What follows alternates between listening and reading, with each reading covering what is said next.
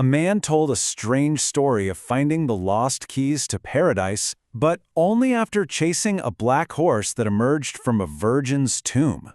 Hello to all viewers of my channel. Now, that strange tale, it's not from some fantasy novel. It's actually from a patient's dream. And for the psychologist Carl Jung, a dream like that was a window into a world that he believed we all share. So today, we're going to dive deep and explore Jung's incredible map of the human mind.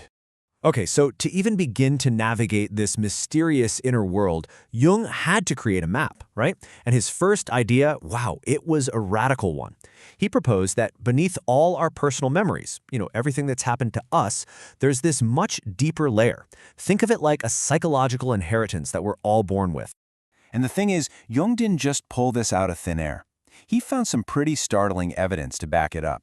A perfect example is one of his schizophrenic patients, a guy who had no special education, no deep knowledge of ancient history whatsoever. So, this patient has a vision. At first, it just seems like, well, a unique, isolated delusion, just a random firing of a troubled mind. But then, years later, Jung stumbles upon this newly discovered ancient text, and what he finds inside is an impossible, absolutely shocking connection. I mean, think about it. The patient couldn't have known about this text. There's just no way. So this powerful parallel suggested something huge, that some images aren't learned, they're inherited. They're bubbling up from this deep, shared wellspring of the human mind. So that begs the question, right? If this collective unconscious is a shared world, who or what lives there? Well, Jung had a name for them. He called the universal characters that live inside this collective unconscious archetypes. And we're not talking about simple, flat characters here. No, these are dynamic, living patterns that are constantly influencing our thoughts, our feelings, and our behaviors. Let's take the Anima and Animus, for example. Now, this isn't just about some outdated idea of gender roles. Not at all. The Anima, which is the inner feminine side of a man, is this really complex force. It can totally shape his relationships, his creativity, his entire emotional life. Sometimes, she might pop up as a sudden, seemingly irrational mood. Other times, she's the muse that drives an artist to create their greatest work. So, here's the crucial thing to remember. These archetypes are never one-dimensional. They're not just good or bad. They contain both light and shadow, creation and destruction. And this inner conflict is just brilliantly illustrated by two other powerful figures we often run into on this inner journey, the guide and the jester. All right, let's put two of these archetypes side by side. They really represent these opposite forces tugging away inside all of us. On one hand, you've got the drive for wisdom and meaning, and on the other, this raw, primitive impulse for chaos and change. And this contrast, it just perfectly captures that tension inside all of us, doesn't it? We've all got a part of us that's searching for order and understanding. That's the wise old man. But we've also got another part that just loves breaking the rules and shaking things up. And that's the trickster. Now, this inner tension, it's not a flaw. It's actually the engine that drives the ultimate goal of this whole inner journey.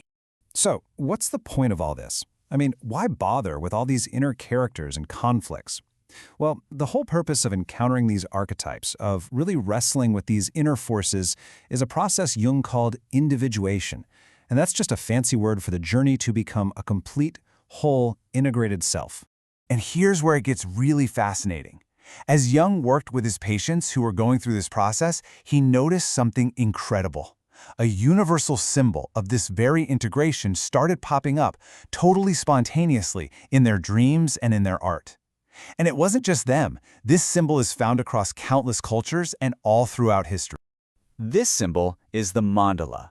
And a mandala is so much more than just a pretty pattern. It's literally a picture of psychic harmony. You could call it a snapshot of a mind that's finally finding its balance. Okay, so let's recap. We've journeyed into the collective unconscious, we've met some of its archetypal inhabitants, and we've seen the ultimate goal of the quest, this idea of wholeness, symbolized by the mandala. But look, this isn't just some abstract psychological theory, right? The big question is, what does this map of the mind mean for you, in your life, right now?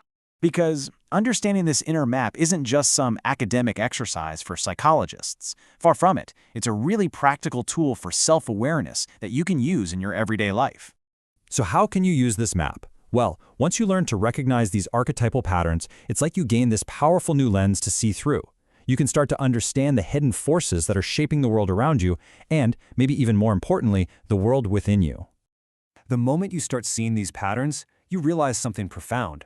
You're not alone in your experiences, not even close. Your personal story is actually woven into a much, much larger, collective human story. And this whole journey of discovery, it ultimately leads us to one final, really powerful question. Subscribe to the channel and like, and also suggest your topics for future videos in the comments.